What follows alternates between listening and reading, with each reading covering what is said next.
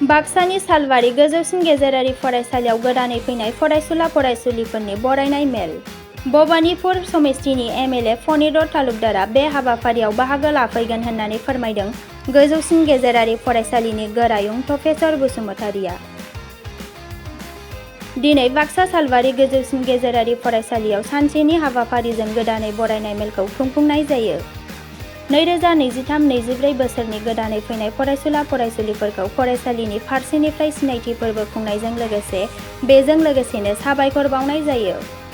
बे मेलाव गोजौसिन गेजेरारि फरायसालिनि गोरायुं प्रफेसर बसुमतारिया खौरांनि गेजेरजों बिबुंथि लाखिदों दि फुंनि 10 रिंगानिफ्राय जागायजेननाय बे हाबाफारिया मोनाबिलिनि 6 रिंगासिम सोलिबाय थागोन। मेलनि गेजेरजों फरायसुला फरायसुलिफोरनि सोलोंथाइ बिथिंनि सायाव बेसेनगोनां बिबुंथि लाखिनायजों लोगोसे फरायसुला फरायसुलिफोरनि गेजेराव गुबुन गुबुन रोंग'थिया जौगाखांनायनि थाखाय मेथाइ खननाय मोसानाय दिन्थिफुंनाय जागोन होननानै फोरमायदों। फरायसुला फरायसुलिफोरनि बे हाबाफारियाव आबुङै हेफाजाब होनायखौ नुनो मोननाय जादों।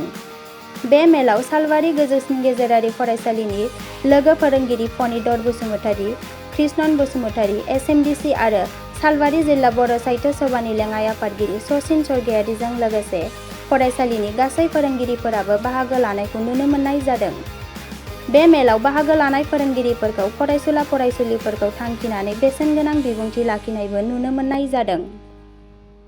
दिनै जोङो 6 अक्ट'बर जोङो दिनै 2023 मायथाइनि जोंनि गोदान फरायसाफोरखौ बरायनाय जा हाबाफारि बेखौ दिनै खुंफुंनो आखायाव लादों आरो बेवहाय जोंहा जोंनि 47 नं भबानिपुर बिधान सभा समस्थिनि एमएलएखौबो लिंहरनाय जादों। बिथाङा दान्दिसे उनाव नुजाथिफैगोन आरो दा जोङो फोरोंगिरिनि बिबुंथि लाखांबाय आरो बेनि उनावनो जोङो गेदेर फरायसाफोरा उन्दै फरायसाफोरखौ बरायनाय हाबाफारि लागोन आरो बिसोरखौ सिनायथि आयदा लागोन आरो बिसोरनि जा थांखि, बिसोरनि जि हबि, बिसोरनि केरियारफोरनि सोमोन्दै बिसोरखौ जोङो दिन्थिफुंनो खावलायगोन आरो दिनै मोनाबिलिनि 6 बाजिसिम जों बिदिनो फरायसाफोरनि मोसानाय मुसुरनाय आरो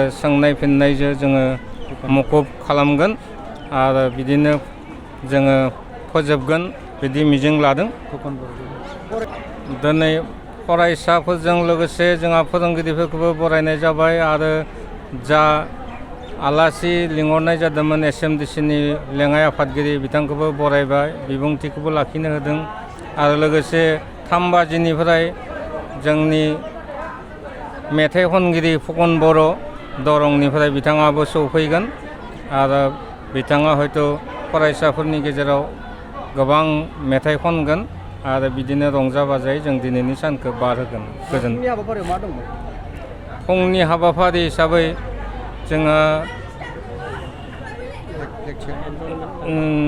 जोंनि फिरफिला फरायसालिनि फिरफिला बिर होनाय जादों आरो लोगोसे दा सरकारनि थिननाय बायदियै जोङो मेल मिटिं थाब्लाबो फरायसाफोरनि जे एटेन्डेन्स एबा बिसोरनि नुजाथिनायखौ शिक्षा सेतु एपआव लाथारनांगौ, बेनिखायनो बे हाबाफारिखौ मावदों जोङो आरो लोगो लोगो 10 बाजिनिफ्राय दिनैनि फ्रेशमेन ससियेल सेरेमनिनि हाबाफारिखौ जागायनाय जादों। नोंथाङा गावनि फेभरेट श' नायनायाव स्ल' इन्टारनेट स्पिडनि थाखाय बानायफैबाय नामा? गोजोननि नोगोर क'क्राझाराव नोंथांमोननि थाखाय आर'नाइ टेक्न'लजिसआ लाबोदों high speed fibre optic broadband plans.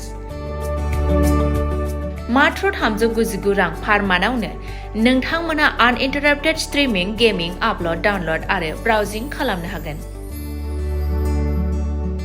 आबुङै मिथिनो थाखाय गाहायाव होनाय वेबसाइटआव नायनो हागोन आरो नैबे जामबुं नम्बराव जगाजग खालामनो हागोन। जामबुं नङा जाबाय 8812989283 नङाब्ला 8099554827।